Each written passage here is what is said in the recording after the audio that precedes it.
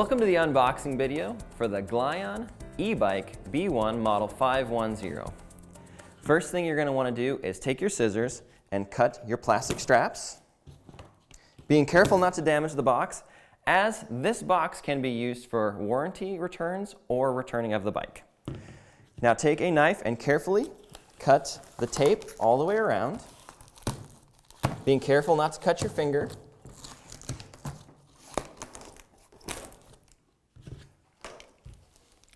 Now, with a second person, you're going to want to open the box and carefully lift the bike out.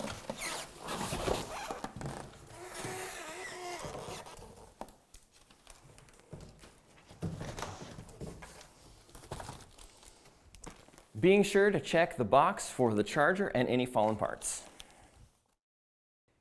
The next step you're going to want to do is take this piece of paper, and on it has our website. You can go to the website listed there and on your screen and go and get our manual. You can download it and print it off so that you can follow along with our videos and our unboxing video. Now we're going to unfold the bike, taking a pair of scissors and carefully removing the plastic that holds the wheels together.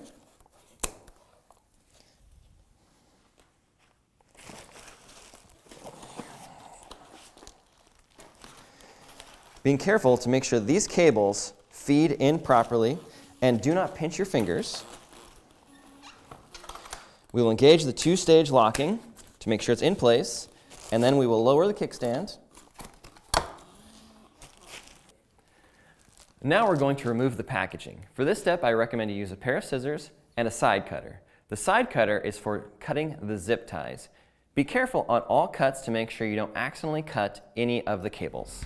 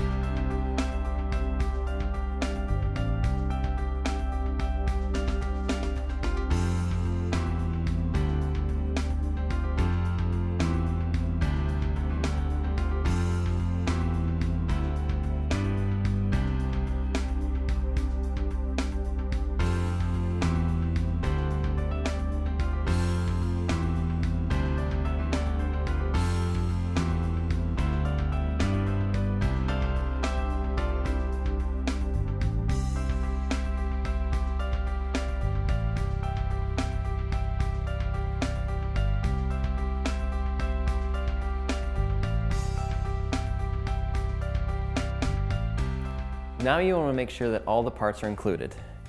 Inside should be a rear axle cap, a rear reflector, 2 spoke reflectors, 3 reflector caps, a wrench, an Allen wrench with a Phillips head screwdriver end, 2 pedals, one marked R, one marked L, and your charger.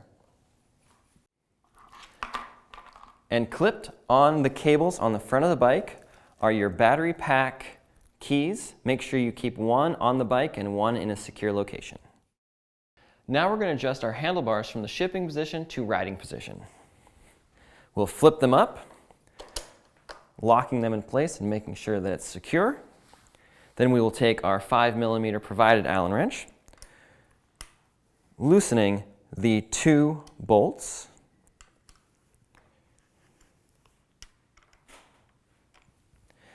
Then you can tip until the brakes are approximately parallel with the ground, and then alternating between the front bolt and the back bolt, begin to tighten them down until they're snug.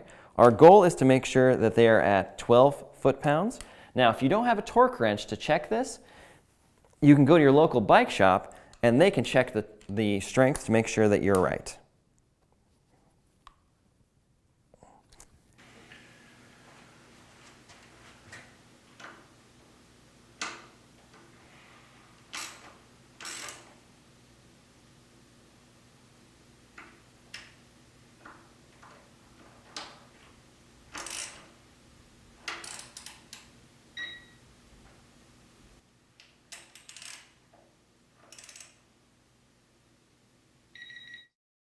All right, thank you.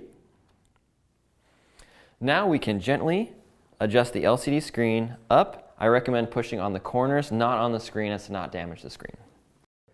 Now we're going to adjust the pedestrian bell. Using the Phillips end on your Allen wrench, we are going to loosen the single screw on the bottom until it's loose enough that it moves, and then we're going to tip it up, making sure that the bell is positioned so that your thumb can easily get to it, along with not getting in the way of the other bike mechanisms. Then we are going to use our end and tighten it up.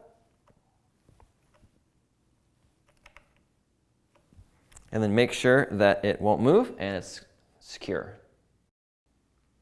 Now we're going to install the rear reflector. What we're going to do now is we're going to release the seat and slide it out. We are going to take our rear reflector and place it on the seat post, sliding it up about as high as it can go. And we will tighten it at its center location, making sure that it stays center. Then we will reinstall the seat post, locking it in place. Now, you will make sure that the reflector faces the rear and is perpendicular to the ground, and tighten it securely to make sure that any vehicles or pedestrians behind you know where you are. Now we're going to install the spoke reflectors. Now, there is a slight taper to the reflectors, and the easiest way to tell which way it needs to go is to place it inside the wheel. If it's flush, that is the correct way. You will put it between the spokes, opposite of the valve stem is where we want to put it, and there is an inside and an outside of the spokes. You're going to have it inside of the spokes, but you're going to be attaching it to one of the overlapping spokes.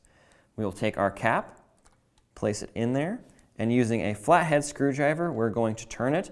Now you want to be careful to only turn it about a quarter of a turn until it just gently clicks into place. Do not over tighten or it will break. That's why there is a spare in your equipment. And we are ready to go to the back one.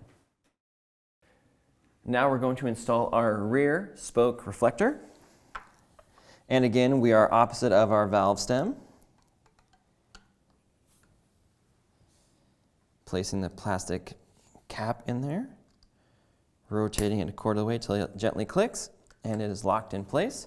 While we're down here, we are going to remove our axle cover, which is there for shipping, and if you want to hold onto this just in case, you can. And then you will take our rear axle cover and just gently get it on there. And the back end is ready to go.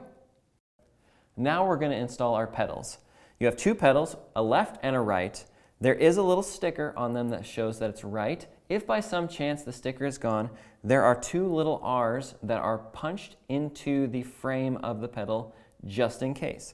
You'll also notice that on the sticker is a little arrow that shows you which way you need to rotate it in order to install it onto the bike.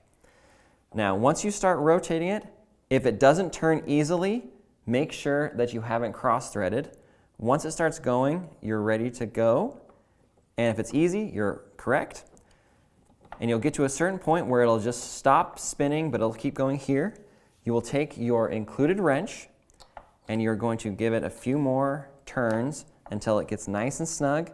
And then once you get snug, go just a little bit further so it's nice and tight, because you don't want these to come off. Now we'll install the other side. Now we're going to install the left pedal. The same thing as the right pedal, there is a sticker, and on the sticker it has which way you tighten it. Now this is an important detail, is the left side is reverse threaded compared to the right side, so that when you're installing it, instead of turning it towards yourself, you're going to go counterclockwise away, and the same thing. If it turns easy and starts going in, you're threaded properly. If it sticks, reverse thread it out of there, and then make sure that you aren't cross-threaded, because you do not want to screw up the threads on your bicycle. And once you get to the point, you will take your wrench and you'll start tightening it. And the same thing, once it gets tight, give it a little bit more, and you're ready to go. This concludes our unboxing and assembly video for the Glion Model B1 510 e-bike. Remember to go to our website and download the manual and read it in its entirety. Also, watch our very handy operation video for the bike. Thank you very much for your purchase.